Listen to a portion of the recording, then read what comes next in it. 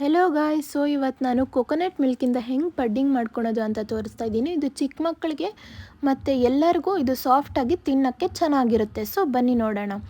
First ಚಿಕ್ಕದಾಗಿ cut ಮಾಡ್ಕೊಂಡಿರೋ ಕೊಕೊನೆಟ್ಟು ಒಂದು ಮಿಕ್ಸಿ ಜಾರ್ಗೆ ಹಾಕಿ ಗ್ರೈಂಡ್ ಮಾಡ್ಕೊಳ್ಳಿ. ಆಮೇಲೆ ಇದನ್ನು ಒಂದು ಫಿಲ್ಟರಲ್ಲಿ ನೀರು ಹಾಕ್ಕೊಂಡು ನಿಮ್ಗೆ ಎಷ್ಟು ಬೇಕೋ ಅಷ್ಟುವರೆಗೂ ಈ ಥರ ಮಾಡ್ಕೊಳ್ಳಿ.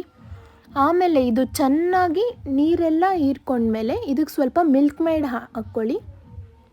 ಎಷ್ಟು ಬೇಕೋ ನಿಮ್ಗೆ ಎಷ್ಟು ಬೇಕೋ ಅಷ್ಟು ಹಾಕ್ಕೊಬೋದು, ಬೇಕಂದರೆ ಶುಗರ್ ಸಹ ಹಾಕ್ಕೊಬೋದು, ನಾನಿಲ್ಲಿ ಹಾಕಿಲ್ಲ. ಆಮೇಲೆ 2 ಟೇಬಲ್ ಸ್ಪೂನ್ಸ್ ಆಫ್ ಕಾರ್ನ್ಫ್ಲೋರ್ ಹಾಕಿ ಚೆನ್ನಾಗಿ ಮಿಕ್ಸ್ ಮಾಡ್ಕೊಳ್ಳಿ. ಅದು ಗಂಟು ಹೋಗೋವರೆಗೂ ನೀವು ಮಿಕ್ಸ್ ಮಾಡ್ಕೊಬೇಕು ಇದನ್ನು.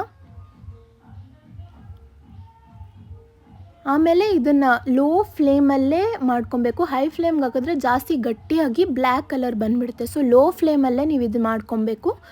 ಸ್ವಲ್ಪ ಬೇಕಂದರೆ ಏಲಕ್ಕಿ ಸಹ ಮಾಡ್ಕೊಬೋದು, ನಿಮಗೆ ಫ್ರ್ಯಾಗ್ರೆನ್ಸ್ ಚೆನ್ನಾಗಿರುತ್ತೆ. ಆಮೇಲೆ ನೋಡಿ, ಈ ಥರ ತಿಕ್ನೆಸ್ ಬಂದಮೇಲೆ ನೀವೊಂದು ಸ್ವಲ್ಪ ಡ್ರೈ ಫ್ರೂಟ್ಸ್ನ ಹಾಕಿ ಇದನ್ನು ತೆಗೆದುಬಿಡಿ.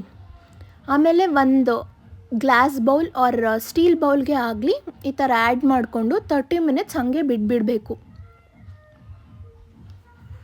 ಆಮೇಲೆ 30 ಮಿನಿಟ್ಸ್ ಆದಮೇಲೆ ಒಂದು ಪ್ಲೇಟ್ಗೆ ಟ್ರಾನ್ಸ್ಫರ್ ಮಾಡಿಕೊಂಡು ಅದ್ರ ಮೇಲೆ ಸ್ವಲ್ಪ ಡ್ರೈ ಫ್ರೂಟ್ಸ್ನ ಗಾರ್ನಿಷ್ ಮಾಡಿಕೊಂಡ್ರೆ ನಿಮ್ಮ ಕೊಕೊನಟ್ ಮಿಲ್ಕ್ ಪಡ್ಡಿಂಗ್ ರೆಡಿ.